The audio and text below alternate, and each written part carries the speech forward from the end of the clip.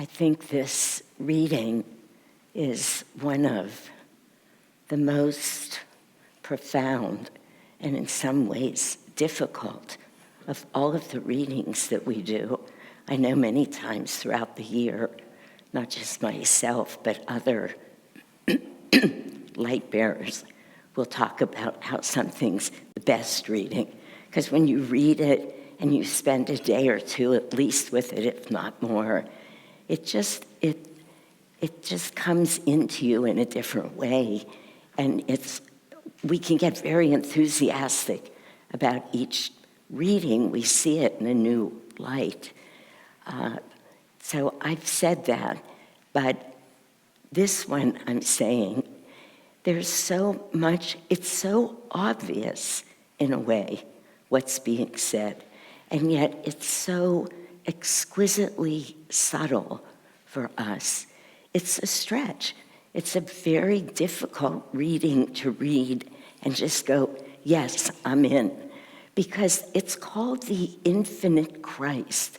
I was trying to remember now what the title is in Swamiji's more expanded explanation.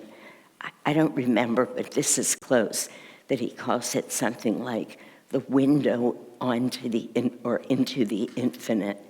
It's big. It really demands that if we want to absorb this, and this is hard, makes me a little anxious to say this, but it brings to mind in a way that not every one of our readings do, this question of how serious am I on this path? What does the path mean to me? How serious am I taking my own spirituality, my own desire to grow? And not with judgment, because we all are where we are. We call it a path for a reason. We're all standing where we stand. But when we listen to this reading, we could ask ourselves, well, do I want to go deeper? Do I really want to know God? Do I want to have an experience of Christ? As Swamiji says, I think he says it in this explanation, but if not in another one, so many of us look at these teachers in human form and we judge them according to other humans, but that is so limiting to who they are, when they are, in fact, these avatars, this manifestation of all that is, and this very playful, funny, but deep banter that goes on between Debbie, one of the disciples, who was close to Master, and Master himself, where Debbie wants Yogananda to say, who's now manifested in this human body. And I love this line from the Gita here. It says, unborn, changeless, Lord of creation and controller of my cosmic nature, though I am. So I'm in control of my cosmic nature, yet entering nature, I am dressed in the cosmic garment of my own Maya or delusion. So he's saying, I've taken this body, I am manifesting here before you, Debbie, as a little wave on the ocean. I'm a wave. I'm not the vast, expansive, all-inclusive ocean. He's talking about the cosmic ocean. He uses the ocean and a wave as an image, as an analogy for us to get it. The wave comes and then it folds itself back into the ocean. Other waves come. They're all out there doing their little dance. They actually make the ocean pretty interesting. But they have to fold back into the ocean, and only the ocean can hold all of its content. A wave can't do that. So Master is saying, I'm here. I've taken this body. I'm dressed in the cosmic garment of my own Maya or delusion. It's a beautiful phrase. He said, so don't say you, I, me. That's not true of any of us. It's only true of God, of this entire cosmic consciousness. And the reading is saying that, of course, we would say, is the goal of life. But how can we get there, and are we willing to make this commitment to get there in its entirety? You know, Swamiji said we could all become Jivan Muktas in this life. That's a very high state. He didn't say you could and you could and you could, but you can't and you can't. He said we all. So that's what's in front of us. How much do we want to have an experience of God? You know, I don't know how many of you watch any of The Chosen, but probably many of you. And there's tens of millions of people around the world watching it. And it's the next presentation of the life of Christ. But many of us feel done very well. I've spoken about it before. The man who plays Jesus, Jonathan Rumi, who has done such a beautiful job. I keep thinking he's a self-realizationist because he's into it. It doesn't feel like there's a hiccup between how he's playing it and our teachings. But he's leaving. He's leaving the show. And I've watched many or several interviews with him now about why he's leaving. So he talks about how hard it is for him now to be so fully engaged in, he doesn't use the word Christ's consciousness, but it is what he means, like to actually go there every day and to be Christ. And for him, it's very painful, depressing even, that when he's out in the world, people come to him and they grab him and they ask for healings and they want to lay themselves at his feet. But he says, I'm a practicing Catholic, which is fine, of course, wonderful. He's doing a beautiful job. But I don't think he has some of the tools to know how to receive that which is really being directed at God. This series is touching people's hearts. It's touching their souls. It's reminding them of who they are, of who and how they want to be. It's reminding them of what pure love looks like and feels like. They know, we all know, our souls remember. The soul's changeless. It always knows, but we forget. And now, through this series, people are being reminded. They're falling in love, they think, with Christ. So they see Jonathan Rumi and they grab him, very much like what happened to Christ. And it's been very painful for him. But he says the biggest thing for him, he's been in a relationship for many years with a woman who is not spiritual, not religious, not practicing anything. He said, I've always said to myself, that's fine. She can have her way and I can have mine. He said, but suddenly it's not fine for me. I can't live like that anymore. This is him. And the interviewer said, well, what's changed? And he said, I never wanted to be a saint. I never thought about being a saint. And he said, now I want to be a saint. And what he means by that is I want to live every moment of my life. I have to in this consciousness. It's so profound that through this acting, he himself has had such a deep experience of truth by saying the words of Christ that he can't bear to be living a kind of usual life anymore.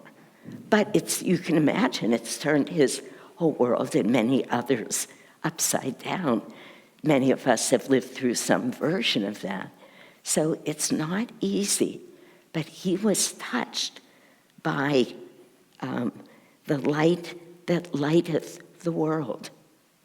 I want to just take a moment and go through what Swamiji has shown us with this reading, just briefly, because the teachings, as I said, they're in some ways obvious, in other ways profound.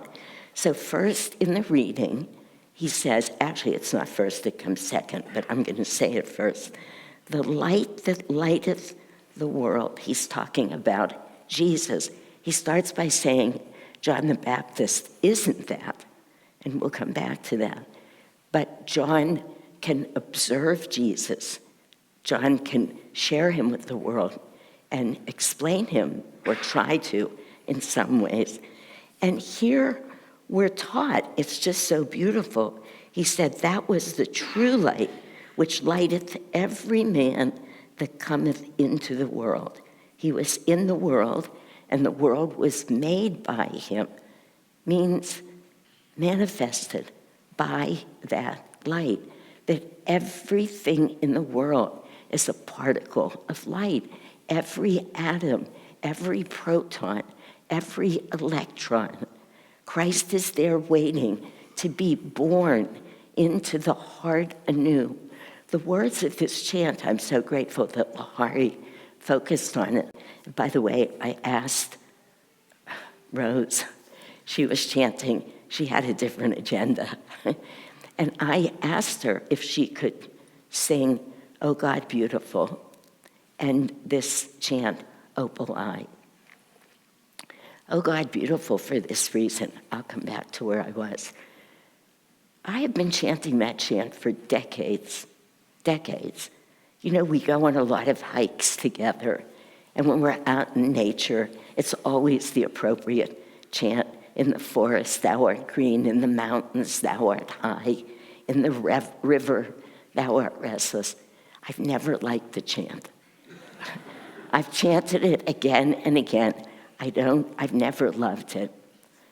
But when I heard it last night, after opening as deeply as I could to this reading, that the light that lighteth the world, the consciousness that came and became everything, I got the chant in a new way. I said, it's true. That which is green in the forest, it helps us. It's a guide. When we're in the forest, everything that's green, actually everything, every tree, it's all a pure manifestation of divine energy, as is the mountains, as is the river that's restless. To the lover, it's love. It's so hard to get that it's not just physical. To the yogi, it's bliss. It's like, what a beautiful song about this entire world that we're in being nothing but divine energy. Everywhere, these atoms, protons, electrons, taking different form for a while, only to go back to be formless, changeless. Last night I fell in love with that chant. And then this opal eye, I'm only sorry that we don't hand out words and sing it again and again. I forget what Lahari said, a roadmap to finding Christ. But the song says, Yogananda says, he's everywhere. He's not just here. He has his own throne in our hearts. We're waiting for him to be born again, anew, and anew. It's so beautiful, the words and the feeling of this chant that just says what the Bible says here, which lighteth every man that cometh into the world. This is what Jesus is.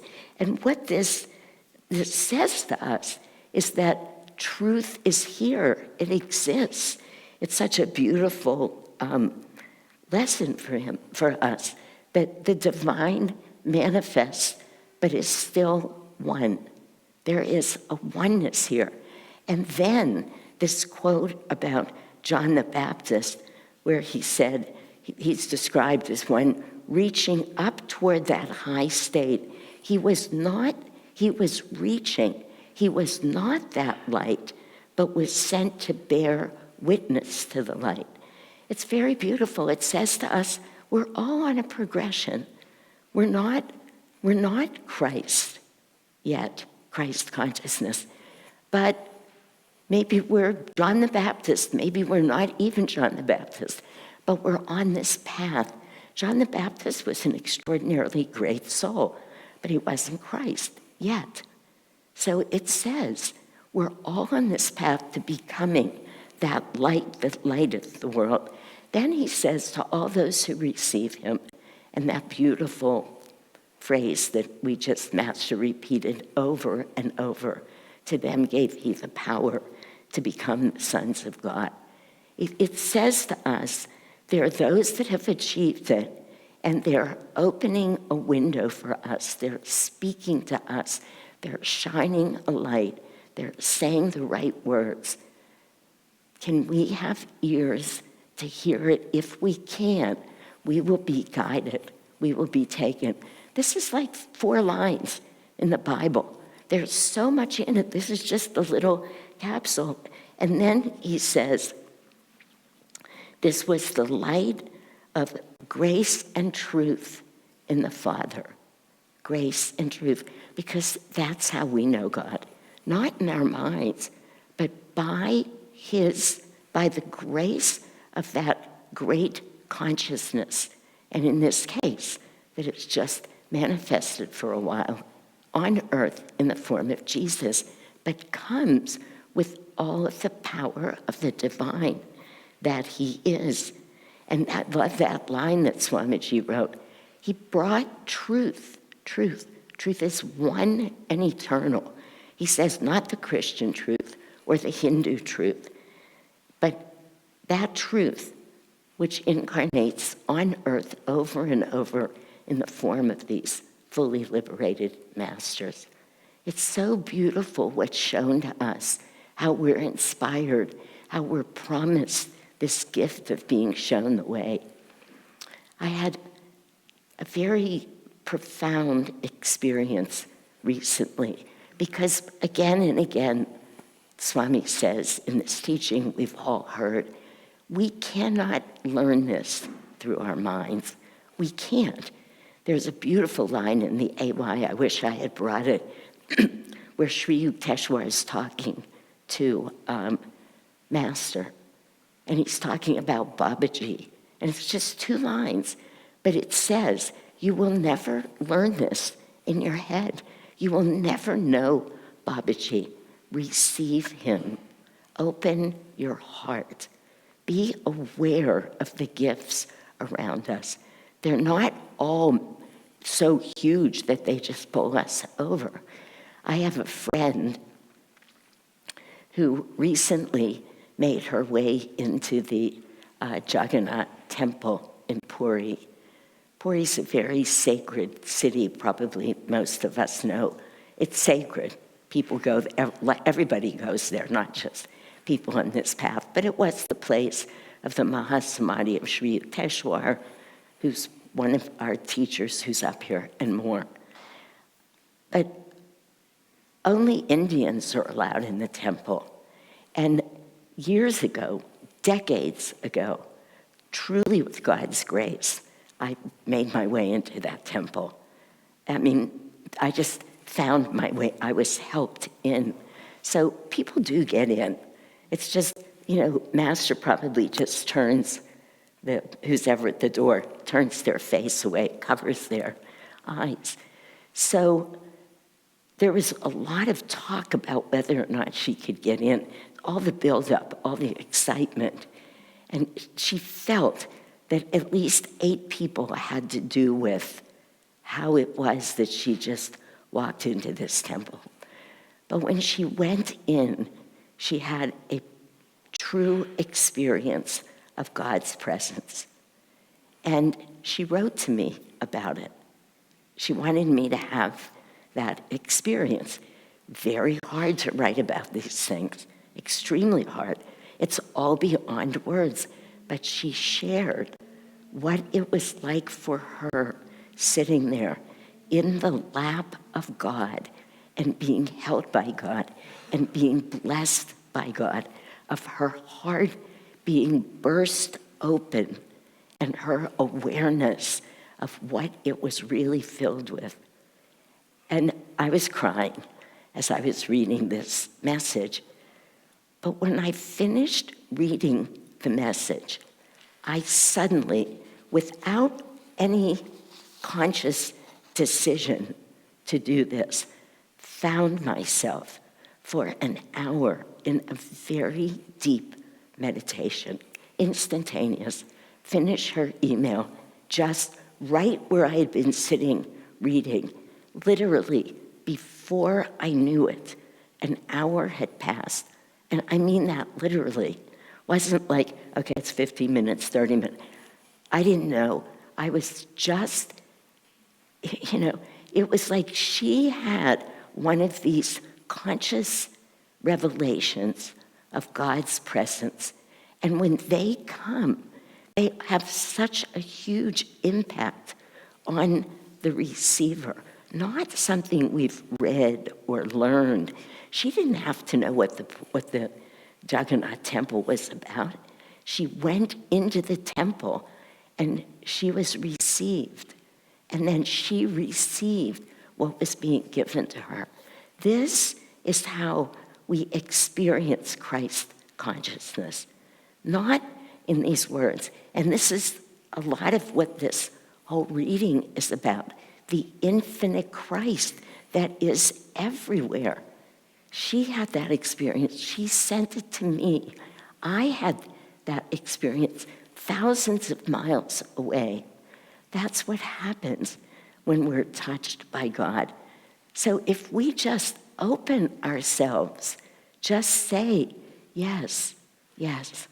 As I sit to meditate now, it doesn't matter if you don't have to meditate for hours if you can't. The point is you do your best, and in whatever time, place, wherever you are, you sincerely offer yourself to God. You will be met. That's what those points said. I'm here. I'll show you myself. But if you can't see me, Christ came because the Jews called him. The chosen people are always those who choose me. That's what God says. That's what we say in our festival every week. That was the Jewish people. But they were so in their head about what that moment was supposed to look like when the Messiah appeared. They missed the whole thing. And it was a huge tragedy. It continues to be a tragedy. It's not in the head. If they had opened their hearts as others did, hence Christianity became a thing. But that's another whole story. I mean, it's just fascinating. All we need to do is fall in love with God. And then we're just taken on this trip. And we're there because it's omnipresent. We could find it in any moment, at any time, if we just choose to do that.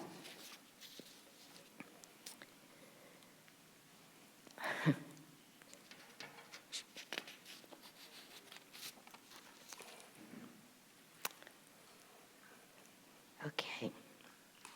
I think I'll just end here. There's too much more written, and as I've just said, it's not what's going to get us there anyway.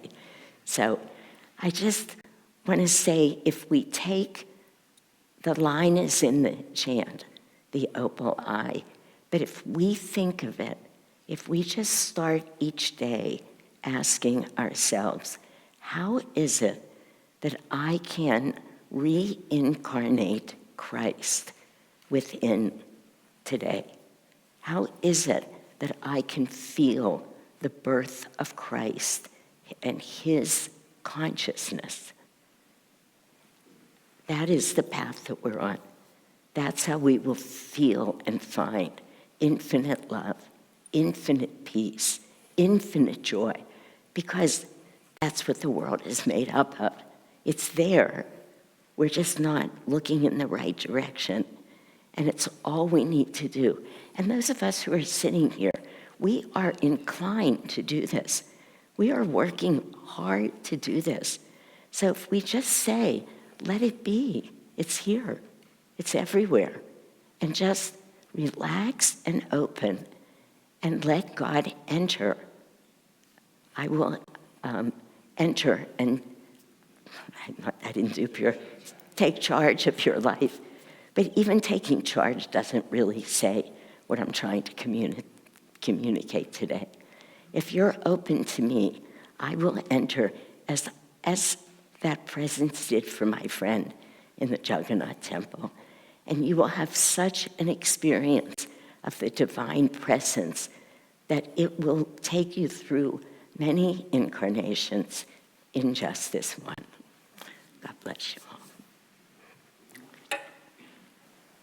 Let's have a moment of meditation. Practicing, relaxing, and opening the heart to receive, as Shanti has inspired.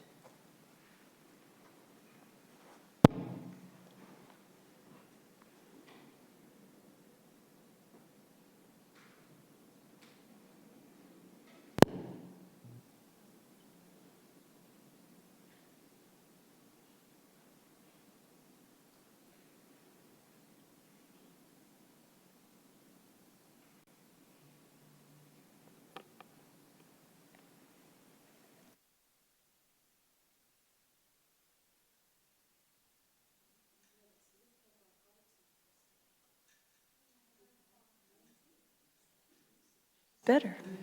Then we will lift up our hearts in music first, and then.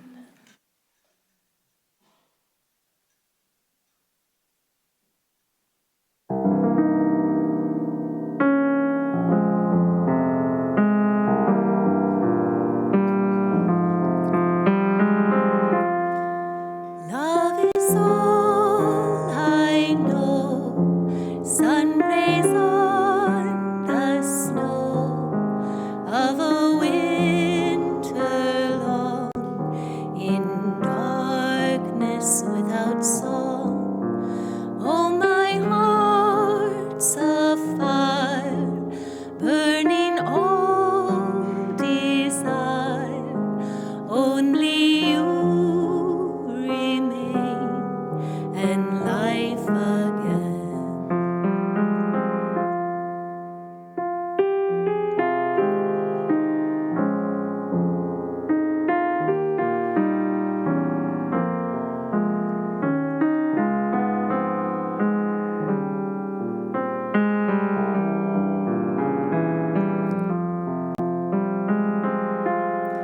Too long I did stray, flung lifetimes away, imagined you did not care.